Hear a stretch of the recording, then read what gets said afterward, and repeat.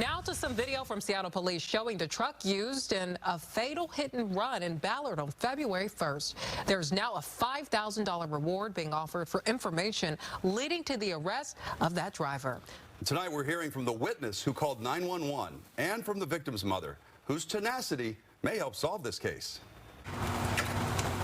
When Troy Bronson opened his balcony door in Ballard to get some fresh air, he says he heard the sounds of a vehicle sliding. I turned around and all of a sudden it was another noise and then some yelling and some moaning. He looked outside and saw this black GMC truck stopped. Maybe right directly in front of the bus stop is where the pedestrian ended up lying. 39-year-old Ole Ward was in the crosswalk at 15th Avenue and Northwest Market Street when he was hit, knocked 40 feet, and then run over again. Bronson says the driver of the truck got out for less than 5 seconds and looked at Ole as a good Samaritan tried to help him. And I heard a witness yelling, "Stop, relax, we need to help." And the person got back in his vehicle and drove away, and the person on the ground continued to moan and moan. The truck sped off eastbound on Northwest Market Street. It's believed to be a black or dark-colored 2018 to 2024 GMC Sierra. It may have a body style similar to this one. Ole's death has left his mom with so many questions. So the man who was standing over Ole to make sure other traffic didn't hit him has not been identified? As far as we know, no. What do you want to say to that man? Oh, thank you very much. I want to give him a big hug. I want to know if my son said something. Ole was born in Edmonds and loved being outdoors. When he was in Boy Scouts, he learned so much from Boy Scouts, and whenever these young teenagers went down and built a fire down at the beach, it was him. Sue says he was charismatic and brilliant. His charm and good looks made him a force to be reckoned with. He battled substance abuse disorder, but she was shocked to hear how he died because he was always so cautious, regardless of whether he was sober or under the influence. I think all of his friends and everybody that knows him would say the same thing. He had a spidey sense about him. He could sense things going on. Sue doesn't believe his killer will ever come forward.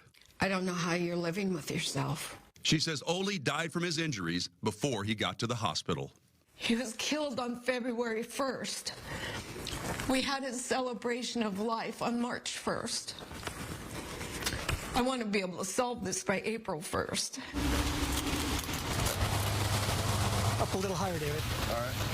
To generate more tips to help Seattle police identify the driver, Hope that sticks. Ole's family has increased the Crime Stoppers reward to $5,000 cash for information that leads to an arrest. So people wait for the light this way, so it should go this direction. Yeah, that's good. I printed out these flyers and joined retired Sergeant Jim Puget to post them in the area where Ole was killed. In your experience, do flyers like this work in generating tips? They can, because as people are on foot. The poor victim was on foot, so maybe someone in the area will see it. The family's going to blanket the area here with this, so hopefully it'll work. I can tell that I've met him. When Troy Robinson saw Ole's photo on the reward poster, he realized he knew him. They talked about travel and surfing. Now he's planning to help spread the flyer throughout the neighborhood. Maybe we can all put this puzzle together and find this monster that did this to him. I'm going to follow him to the very end. I will follow him to the very end. We won't stop.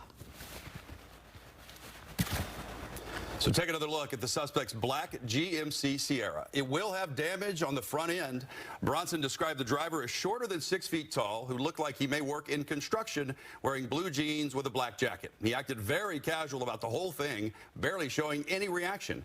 If you know someone who drives a GMC truck like this with damage to it, please submit an anonymous tip by texting the information through the P3 Tips app on your cell phone or call 1-800-222-TIPS. Under the current law, the penalty for a felony hit-and-run homicide is up to 10 years in prison, but that is rarely the sentence handed down. So Sue is planning to start a campaign in her son's name, calling on legislators to establish a set minimum sentence for drivers convicted of killing pedestrians like Ole.